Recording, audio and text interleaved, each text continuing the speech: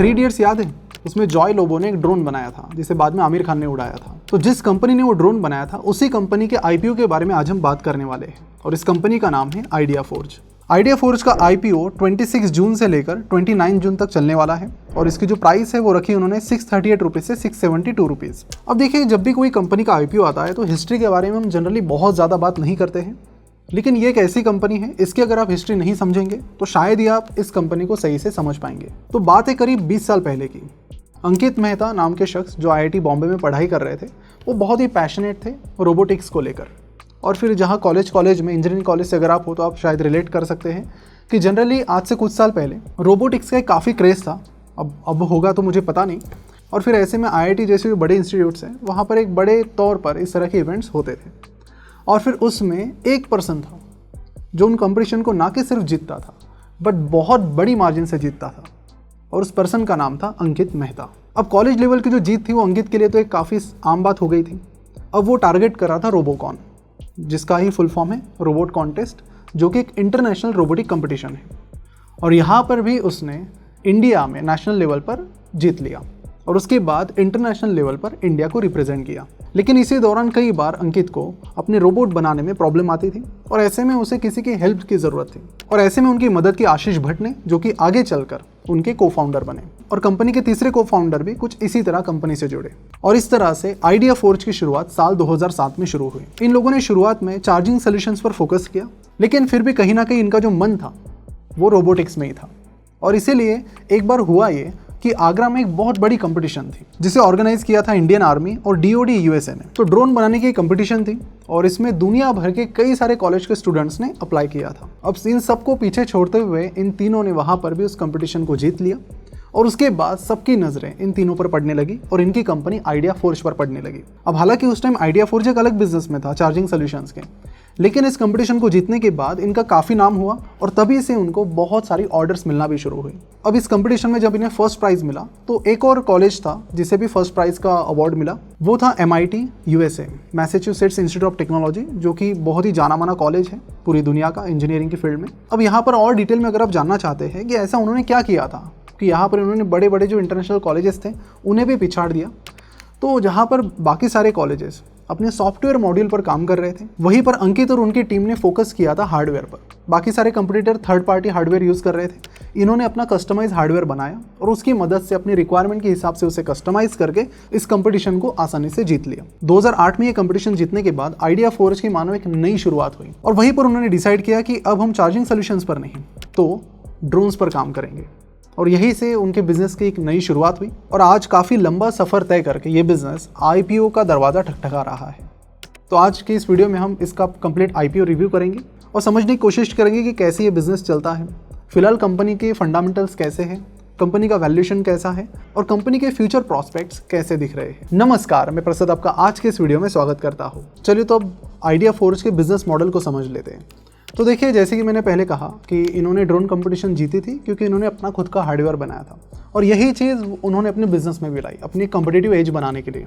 कि कई सारे प्लेयर्स हैं जो इस इंडस्ट्री में ऑपरेट करते हैं, लेकिन वो खुद ड्रोन के बस सॉफ्टवेयर्स बनाते हैं, बाकी जनरली काफ़ी सारे उसके जो चीज़ें हैं ड्रोन से रिलेटेड या हार्डवेयर रिलेटेड चीज़ें हैं वो चाइना या बाकी कंट्रीज से ही लाते हैं। तो आइडिया फोर्ज यहाँ पर हार्डवेयर पर काम करती है, इनके बहुत ही कस्टमाइज हार्डवेयर मिलते हैं, सॉफ्टवेयर स्टैक भी इन्हीं का है और साथ ही इंडस्ट्री स्पेसिफिक सॉफ्टवेयर सोल्यूशन ये प्रोवाइड करते हैं। यानी कि इनका जो सबसे बड़ा क्लाइंट है वो है डिफेंस मिनिस्ट्री और उनके लिए भी उन्होंने इंडस्ट्री स्पेसिफिक सॉफ्टवेयर बिल्ड किया है। अब ये सारी चीज़ें इतनी स्मूथली चलती है इनकी, इसकी वजह से इनका जो बिजनेस है जो रिपीट कस्टमर से आता रहता है वो 68% है। ये जो ड्रोन है इसका साइंटिफिक नेम है unmanned aircraft systems, that is UAS। तो UAS की बात करें तो इंडिया में आइडिया फोर्ज का 50% से भी ज़्यादा मार्केट शेयर है, यानी ये अनडिस्प्यूटेड किंग कह सकते हैं जो इंडियन मार्केट को फिलहाल रूल कर रहे हैं। साथ ही 20 से ज़्यादा पेटेंट्स इनके पास हैं और ये जो एंड टू एंड सोल्यूशन ये प्रोवाइड कर रहे हैं, इसकी वजह से जो नए एंट्रेंट्स है वो अच्छे तरीके से इनसे कम्पीट नहीं कर पाते, बिकॉज ऑलरेडी इन्होंने हार्डवेयर सॉफ्टवेयर सोल्यूशन इनका एक end to end solution provide किया है और यही चीज़ अब इनके लिए कम्पिटिटिव एज का काम कर रही है। अब इंडिया में जो ड्रोन्स है वो अलग अलग चीज़ों के लिए यूज़ होते हैं, नेशनल सिक्योरिटी या प्राइवेट सिक्योरिटी के लिए, सर्विलेंस के लिए, मैपिंग के लिए या फिर माइनिंग जैसी कंपनीज भी इसका इस्तेमाल करती है। तो ये सारे इसके यूज़ केसेस हैं। लेकिन अगर हम इंडिया की ड्रोन इंडस्ट्री की बात करें कि यहाँ पर सबसे ज़्यादा ड्रोन कौन कंज्यूम कर रहा है तो वो है डिफेंस मिनिस्ट्री। और उसके बाद आता है लॉजिस्टिक सेक्टर, उसके बाद आता है एंटरप्राइज। तो आपको बता दूं कि आइडिया फोर्ज फिलहाल बहुत ज़्यादा फोकस कर रही है डिफेंस पर, इसलिए इनका मेजॉरिटी जो रेवेन्यू आता है वो डिफेंस से आता है। लॉजिस्टिक पर इन्होंने अभी तक फोकस नहीं किया है क्योंकि इवॉल्व हो रहा है। आपने भी शायद न्यूज़ देखी होगी कि जोमेटो ट्रायल ले रहा है कि ड्रोन से वो डिलीवरी कर पाए। अब इसको कितना टाइम लगेगा, क्या लगेगा, ये नहीं पता, लेकिन लॉजिस्टिक में भी इसका इस्तेमाल बहुत ज़्यादा होने वाला है फ्यूचर में। लेकिन फिलहाल तो आइडिया फोर्ज उसमें नहीं है। आइडिया फोर्ज फोकस कर रही है डिफेंस पर और एंटरप्राइज पर। अब देखिए 1990s में इंडिया ने जब ड्रोन्स मंगाए तो सबसे पहले इन्होंने इजराइल से मंगाए और उसका सबसे पहला एप्लीकेशन उन्होंने किया कारगिल युद्ध में। कारगिल युद्ध से रिलेटेड एक और चीज़ है कि जब कारगिल युद्ध में इंडिया को सैटेलाइट इमेजेस की ज़रूरत थी तो इंडिया ने रिक्वेस्ट की यूएस को कि आप हमें सैटेलाइट इमेजेस दे दीजिए, तो यूएस ने मना कर दिया। और तभी से फिर इंडिया का एक फोकस हमेशा से रहा है कि जो भी चीज़ें हम बनाएं वो आत्मनिर्भर हो, हम ही बनाएं। और इसीलिए यहाँ पर अभी 2020-21 की बात है, इंडिया ने जो ड्रोन के इंपोर्ट्स हैं उन पर बैन कर दिया। कुछ ही स्पेसिफिक चीज़ों के लिए आप ड्रोन इंपोर्ट कर सकते हैं। ये इसलिए किया क्योंकि देखिए जब भी ड्रोन यूज़ होता है तो डेटा और सिक्योरिटी कंसर्न है, ये सारी चीज़ें होती है। तो इसीलिए गवर्नमेंट ने क्या किया कि इंडिया के जो ड्रोन बनाने वाली कंपनी है उन पर फोकस करना शुरू किया कि उनको हम कैसे बढ़ा सकते हैं आगे और उनसे ही अपनी रिक्वायर्ड टेक्नोलॉजी बना के उनका कैसे इस्तेमाल कर सकते हैं। तो अभी 2 साल पहले इन्होंने ड्रोन कंपनीज के लिए प्रोडक्शन लिंक इंसेंटिव लाया और 12 कंपनीज को उसमें सिलेक्ट किया जिसमें आइडिया फोर्ज का भी नाम है। तो ये जो गवर्नमेंट की डायरेक्शन है कि ये जो सारी चीज़ें ड्रोन वगैरह इंडिया में ही होनी चाहिए, इसका फ़ायदा भी आइडिया फोर्ज को मिल रहा है। कंपनी का बिजनेस मॉडल तो हमने समझ लिया, बट एक इंपॉर्टेंट चीज़ पर मैं फोकस करना चाहता हूँ कि ज़्यादातर जो जिन कंपनीज़ के IPO आते हैं वो स्मॉल कैप या मिड कैप कंपनीज होती हैं, लेकिन ये जो कंपनी आइडिया फोर्ज ये एक माइक्रो कैप कंपनी है। माइक्रो कैप मतलब वो कंपनीज जिनका मार्केट कैपिटलाइजेशन जनरली 5,000 करोड़ से नीचे होता है।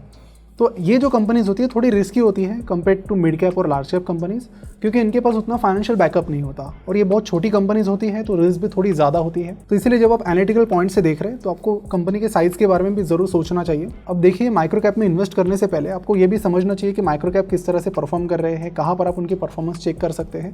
निफ्टी का माइक्रो कैप 250 इंडेक्स है, उसे देखकर भी आप परफॉर्मेंस चेक कर सकते हैं कि माइक्रो कैप किस तरह से परफॉर्म करते हैं। तो ये तो हो गए इससे बिजनेस के फैक्टर्स। अब समझते हैं कंपनी के फाइनेंशियल्स कि हाँ ठीक है, ये सारी चीज़ें तो कंपनी को फ़ायदा मिल रहा है इनडायरेक्टली इन सारी चीज़ों से, तो उसका कंपनी के फाइनेंशियल्स पर क्या असर पड़ा है और कंपनी का जो बिजनेस मॉडल है वो कितना फाइनेंशियली स्टेबल है। तो फाइनेंशियल 2021 में इनका रेवेन्यू 34 करोड़ था जो कि अब 186 करोड़ पर चला गया है। ऑफकोर्स कोविड के टाइम काफ़ी सारी चीज़ें बदल गई है और ड्रोन की डिमांड भी उस टाइम काफ़ी बढ़ने लगी थी, तो उसका भी इन्हें फ़ायदा मिला है।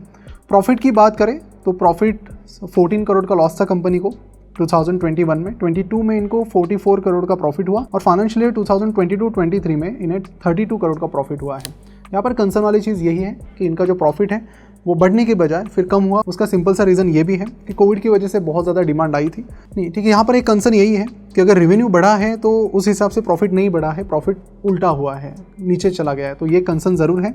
अगला जो मेरा कंसर्न है वो है cash generated from operating activities, जिसे CFO कहते हैं। प्रॉफिट तो हमें बताता है कि कितना प्रॉफिट हुआ, लेकिन वो क्या वो प्रॉफिट कैश में तब्दील हुआ, ये CFO से पता चलता है।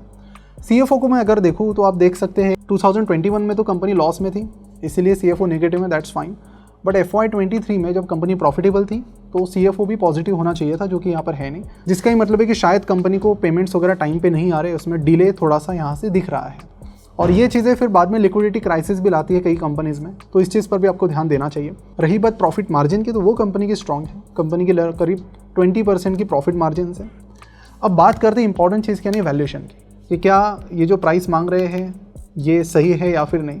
तो एक प्रॉब्लम यहाँ पर है कि कंपनी का कोई भी डायरेक्ट कंपटीटर अब तक लिस्ट नहीं हुआ है। ड्रोन सेगमेंट की ये पहली कंपनी है जिसका IPO आया है और यहाँ पर कंपनी का जो प्राइस टू अर्निंग्स रेशो है वो 46 to 48 के बीच में है। अब देखिए ऐसे में ये तो पता करना बहुत डिफिकल्ट है कि वैल्यूएशन ज़्यादा है या कम, तो उसके लिए थोड़ी एक चीज़ मैं आपके लिए आसान करता हूँ कि कंपनी के डायरेक्ट कंपटीटर तो लिस्टेड नहीं है, लेकिन थोड़े बहुत जो इंडस्ट्री रिलेटेड कंपटीटर्स है जैसे कि द्रोणाचार्य एरियल इनोवेशन, इनका PE जो रेशो 124 का है, पारस डिफेंस एंड स्पेस टेक्नोलॉजीज़ का 68 का है और जेन टेक्नोलॉजीज़ का है 74 का। अब देखिए डायरेक्ट कंपटीटर नहीं है इसलिए डायरेक्ट तो हम इससे आइडिया नहीं आएगी, लेकिन थोड़ी बहुत अगर आइडिया आए तो ये पता चलता है कि ठीक है कंपनी ने वैल्यूएशन ज़्यादा तो नहीं रखा, इतना तो थोड़ा बहुत क्लियर होता है। तो कंक्लूजन में मैं अगर आपको बताऊँ तो ये देखिए ये ऐसी कंपनी है जहाँ पर बिजनेस से ज़्यादा अगर आप इन्वेस्ट करने का प्लानिंग करें तो आपको बेट करना पड़ेगा कंपनी के फाउंडर्स पर, जिनका बहुत ही स्ट्रॉन्ग प्रोफाइल है। अच्छी चीज़ ये भी है कि ये तीनों का लगभग सेम स्टेक है कंपनी में और बहुत कम सैलरी लेते हैं और तीनों की सैलरी भी सेम है। दूसरी एक अच्छी चीज़ ये है कंपनी के बारे में कि इन्होंने पैशन के तौर पर इस काम पर करना शुरू किया था और उससे उन्होंने कंटिन्यू किया और ऐसे केसेस में, ज़्यादातर केसेस में सक्सेस की प्रोबेबिलिटी बहुत हाई होती है। जहाँ तक बिजनेस मॉडल की बात है तो मुझे लगता है कि कंपनी बहुत ज़्यादा डिपेंडेंट है फिलहाल डिफेंस मिनिस्ट्री पर। तो अगर गवर्नमेंट की तरफ से पेमेंट्स में बहुत ज़्यादा डिले होते, कुछ प्रॉब्लम आता है तो कंपनी यहाँ पर प्रॉब्लम में आ सकती है। तो इसलिए डाइवर्सिफिकेशन बहुत ज़रूरी है। तो आने वाले टाइम में आपको ये देखना पड़ेगा कि कंपनी किस तरह से डाइवर्सिफाई करती है। उसके बाद अगर मैं ग्रोथ की बात करूँ तो ग्रोथ अपॉर्चुनिटीज़ यहाँ पर बहुत ज़्यादा है। ये एक सनराइज इंडस्ट्री है, यानी आगे चल के आपको कई सारे अलग अलग चीज़ों में ड्रोन का इस्तेमाल और भी ज़्यादा दिखेगा। तो कंपनी अगर उसमें जाकर टैप करती है उन सेक्टर को तो यहाँ पर अपॉर्चुनिटी बहुत ज़्यादा है, लेकिन ये एक बहुत ही अर्ली स्टेज है। ऐसे टाइम में इट्स वेरी डिफ़िकल्ट कि कंपनी आखिर कहाँ जाएगी, कैसे करेगी, बिकॉज एक आप समझ सकते हो कि एक स्मॉल कैप या माइक्रो कैप टाइप का ये स्टॉक है। तो अभी कुछ बताना बहुत डिफिकल्ट है, बहुत ही अर्ली स्टेजेस पूरी इंडस्ट्री के लिए कैसे इवॉल्व होती है, इसमें रेगुलेशंस का भी बहुत इंपॉर्टेंट रोल है। ऐसे नहीं कि कोई भी बिंदास ड्रोन उड़ाना शुरू कर देगा, बहुत सारे अप्रूवल लेने पड़ते हैं और रेगुलेशंस का बहुत ज़्यादा इंपैक्ट होता है। तो आप ये समझ लीजिए कि बहुत ही स्ट्रांगली रेगुलेटेड ये सेक्टर है। तो इसमें जो असली बिजनेस है वो प्राइवेट सेक्टर में आ सकता है फ्यूचर में, लेकिन फिलहाल जो काम कंपनी कर रही है वो लो रिस्क वाला है कि डिफेंस में काम चला रही है। वहाँ पे तो डिफेंस के लिए अगर आप इस्तेमाल कर रहे हैं तो बिजनेस भी आता ही रहेगा। और जैसे कि हमने बात की कि कंपनी की क्वालिटी और बाकी चीज़ें सारी बेस्ट है, इसीलिए रिपीटिंग कस्टमर बेस भी वही चीज़ हमें बताता है कि 68% का रिपीटिंग कस्टमर बेस है, मतलब कि कंपनी प्रोडक्ट अच्छे हैं कंपनी के। वैल्यूएशन की जैसे कि हमने बात की तो वैल्यूएशन तो बहुत ज़्यादा तो नहीं लग रहा है, कम है कि नहीं ये पता करना बहुत मुश्किल है क्योंकि कोई भी कंपटीटर फिलहाल लिस्टेड नहीं है। तो अगर IPO गेन की बात करें तो मैं कल देख रहा था 72% का ग्रे मार्केट प्रीमियम इसका चल रहा था। तो देखिए जैसे कि मैंने आपको बताया कि पहले 2 दिन में अगर 5 गुना से ज़्यादा सब्सक्रिप्शन होता है तो 90% से ज़्यादा केसेस में आपको लिस्टिंग गेन बहुत अच्छा मिलता है, जो कि यहाँ पर भी वैसे कुछ साइंस दिख रहे हैं। लॉन्ग टर्म की बात है तो जैसे मैंने आपको बताया सारे फैक्टर्स आपको देखने पड़ेंगे और टाइम टू टाइम आपको इस सेक्टर को ढंग से देखना पड़ेगा, बिकॉज बहुत ही अर्ली स्टेज है। लेकिन अगर कोई चीज़ इस कंपनी को बाकी लोगों से अलग रखती है तो वो है इसकी फाउंडिंग टीम, जो कि बहुत ज़्यादा स्ट्रॉन्ग है, बहुत ज़्यादा पैशनेट है प्रोडक्ट के लिए, और जिस लेवल पे ये लोग इंडिया से प्रोडक्ट बना रहे हैं वो सही में काबिल तारीफ है। अगला पॉइंट ये है कि माइक्रो कैप जो होते हैं वो थोड़े रिस्की होते हैं, तो इसीलिए आपका जो स्टडी होना चाहिए, यहाँ पर जो रिसर्च होना चाहिए वो ज़्यादा डीप होना चाहिए। तो यहाँ पर तो हमने देखा कि ठीक है मैनेजमेंट वगैरह काफ़ी स्ट्रॉन्ग है, तो उसी तरह की कंपनीज ही आप देखिए माइक्रो कैप में आप जब भी इन्वेस्ट करें मैनेजमेंट पर आपके बहुत ध्यान होना चाहिए, बिकॉज मैनेजमेंट के बारे में किसी को पता ही नहीं होता और फिर कहीं पर स्कैम हो गया, फ्रॉड हो गया तो आपके पैसे डूब जाते हैं। तो उस तरह की चीज़ें, इसीलिए हमने इस वीडियो में हिस्ट्री और मैनेजमेंट पर ज़्यादा फोकस किया।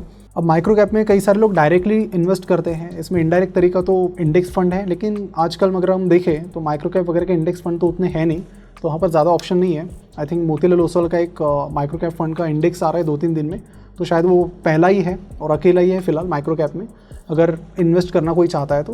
अब इंडेक्स फंड का एक फ़ायदा ये भी है कि आप यहाँ पर SIP भी कर सकते हैं और फिर लॉन्ग टर्म में अपनी इन्वेस्टमेंट को कंटिन्यू कर सकते हैं। और अगर मैं हिस्टोरिकल रिटर्न्स देखूँ पूरे इस माइक्रो कैप सेगमेंट में जिसमें आइडिया 4 जाता है, तो पिछले 10 साल में कंपाउंडेड सालाना 24% के रिटर्न्स यहाँ पर मिले हैं, इस पूरे इंडेक्स ने दिए हैं। वही 5 साल में इस सेगमेंट ने कंपाउंडेड सालाना 13% का, तो 3 और 1 ईयर में थोड़ा शॉर्ट टर्म होता है, उसमें काफ़ी ज़्यादा दिया है, बट आपकी जो नज़र होनी चाहिए वो लॉन्ग टर्म पर होनी चाहिए। तो हाँ, मतलब कह सकते हैं कि यहाँ पर भी पोटेंशियल है और बहुत सारे जो यंगस्टर्स होते हैं वो पर्टिकुलरली इसी फील्ड में जाने की बात करते हैं माइक्रो कैप में।